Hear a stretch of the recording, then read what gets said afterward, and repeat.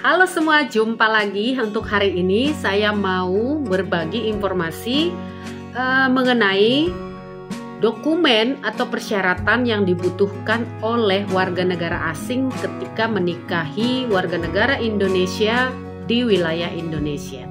Ya, jadi karena kan di negara kita ini ada dua jenis cara pernikahan. Yang pertama secara sipil dan secara KUA. Ya, jadi kalau agama Islam menikahnya itu di KUA, tapi di luar Islam kita menikah lewat catatan sipil, ya. Nah, berhubung pada waktu itu saya menikah dengan cara sipil, maka saya akan berbagi cerita atau informasi berdasarkan pengalaman saya pribadi. Ya, nanti kalau untuk secara KUA-nya saya juga ada informasinya, tapi untuk secara sipilnya saya ceritakan atau informasikan berdasarkan pengalaman pribadi saya. Ya, jadi dokumen-dokumen apa aja nih yang saya persiapkan ketika saya mau menikah resmi di Indonesia. Nah, untuk secara sipilnya dulu ya, saya ceritakan pada waktu itu bahwa suami saya berasal dari negara Australia, ya, jadi dari negara Australia. Untungnya pernikahan Indonesia dengan Australia ya itu sah ya. Jadi kalau misalkan kita menikah di negara Indonesia, untuk warga negara Australia itu nggak perlu lagi melaporkan ya. Tapi pernikahan yang sah di Indonesia itu sudah diakui di Australia. Jadi pada waktu itu kita menikahnya di Bali. Oke, kita lakukan dua pernikahan ya. Yang pertama, kita menikah itu secara gereja, secara Kristen ya. Secara Kristen kita menikah itu di Pulau Bali.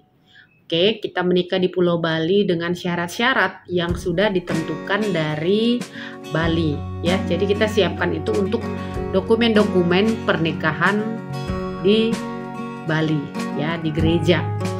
Secara hukumnya kapan? Nah, secara hukumnya kami laporkan di catatan sipil Kota Depok ya. Jadi karena pada waktu itu ada aturan ya bahwa kita menikah secara sipil harus berdasarkan domisili. Maka saya daftarkan belakangan ya, setelah beberapa bulan kemudian baru saya daftarkan secara catatan sipilnya. Oke ya, jadi dokumen-dokumen apa aja nih yang diperlukan gitu ya. Jadi yang pertama yang saya siapkan adalah CNI ya, CNI atau seperti yang digampang CNI atau juga lebih gampangnya disebut surat keterangan tidak ada halangan untuk menikah ya. Itu dari kedutaan. Seperti saya kedutaan Australia. Jadi saya meminta dari kedutaan Australia di Jakarta ya. Siapa yang harus meminta itu ya? Warganya itu. Jadi kita mengurusnya bareng-bareng bersama-sama ya, karena itu harus diurus langsung oleh yang bersangkutan. Oke, yang kedua surat keterangan dudanya. Jadi kalau misalkan dia itu duda atau sudah pernah menikah, maka dia harus ada surat keterangan ya, surat cerai atau surat kematian pasangannya ya, harus ada untuk melengkapi dokumen-dokumennya. Yang berikutnya yang kami persiapkan ketika akan menikah secara gereja yaitu surat baptis ya, surat baptis. Karena itu merupakan suatu persyaratan untuk menikah secara Kristen ya. Kalau misalkan kita sudah punya surat baptis dari lahir atau dari gereja kita yang lama atau dari negara pasangannya, itu udah bisa dibawa aja. Tapi kalau nggak punya ya harus dibaptis ya. Harus dibaptis supaya menyatakan bahwa kita itu Kristen gitu ya. Karena nggak ada surat baptis kan kita nggak ada bukti bahwa kita itu Kristen dan seagama. Dan yang berikutnya adalah paspor ya. Tentunya harus punya paspor. Kenapa? Ya itu identitasnya ya. Jadi harus ada paspor ya, paspor yang masih berlaku. Nah, lalu yang berikutnya adalah apakah warga negara asing ketika akan menikah di Indonesia butuh visa ya? Butuh visa nggak sih gitu? Nah, untuk warga negara asing yang mau menikah di Indonesia sampai saat ini belum ada visa khusus untuk menikah di Indonesia ya. Jadi kalau misalkan mau menikah ya datang aja pakai visa turis, yang penting resmi masuk ke Indonesia. Kenapa? Karena waktu itu suamiku juga nggak pakai visa khusus, tapi visa turis gitu. Dia pakai visa turis ya. Jadi sampai saat ini visa untuk pernikahan nggak. Jadi itu yang harus dipersiapkan secara sipil. Lalu sekarang dokumen apa yang diperlukan oleh warga negara asing untuk dia bisa menikah secara KUA ya, di KUA. Jadi saya udah minta informasi dari teman-teman saya yang menikah dengan warga negara asing dan dilaksanakan di KUA. Ya, jadi saya udah mendapatkan informasi ya. Untuk syarat-syarat WNA-nya sebenarnya sama aja ya. Cuma ada tambahan yang harus disiapkan oleh warga negara asingnya. Oke, yang seperti tadi, yang pertama itu paspor udah pasti ya. Lalu yang kedua itu CNI. CNI, Certified No Impediment, sama surat keterangan tidak ada halangan untuk menikah ya, seperti surat izin menikah gitu ya. Lalu misalkan kedutaannya nggak ada nih di Indonesia gitu kan, kedutaan negaranya nggak ada di Indonesia, maka dia bisa membawa dari negaranya sana, langsung diminta dari dari instansi yang terkait ya. Semua dokumen-dokumen tadi yang dibawa dari negaranya itu harus ditranslate ke dalam bahasa Indonesia ya, dan itu harus diterjemahkan oleh penerjemah tersumpah ya. Jadi bukan penerjemah asal-asal gitu ya, itu harus resmi diterjemahkan oleh penerjemah tersumpah. Nah juga diminta nih kalau untuk KUA diminta akte kelahiran. Nah, sama ya, seperti juga tadi syarat-syarat di catatan sipil harus ada surat atau keterangan akta cerai atau surat kematian bagi duda atau janda ya, sama ya, hampir sama-sama aja ya. Terus kalau di KUA diminta juga nama orang tua pasangan kita ya. Kenapa? Karena mungkin akan dibikin di dalam buku nikah ya, atau akta nikahnya. Biasanya bintinya ada atau binnya siapa gitu ya, jadi makanya itu harus ada yang namanya nama. Jadi ada pas foto juga untuk di KUA ya, pas foto backgroundnya biru, ukuran 2x3 lembar ya, 4x6 2 lembar, jadi kayak gitu. Ini untuk syarat-syarat WNA menikah dengan warga negara Indonesia ya, secara KUA. Jadi kalau misalkan seperti yang saya bilang tadi, ini semua harus dilegalisir ya, harus diterjemahkan ke dalam bahasa Indonesia oleh penerjemah tersumpah. Oke guys, jadi kalau misalkan menikah secara KUA ya, itu kan harus sama-sama Muslim ya atau Islam. Jadi mau WNA atau WNI yang berbeda agama seperti itu, jika hendak mau dinikahkan secara KUA, maka nanti akan dimintakan tuh surat mualaf ya, atau sertifikat mualaf. Jadi harus ada nih, kita sebagai orang yang non-Muslim akan diminta sertifikat mualaf, baru bisa dilakukan yang namanya proses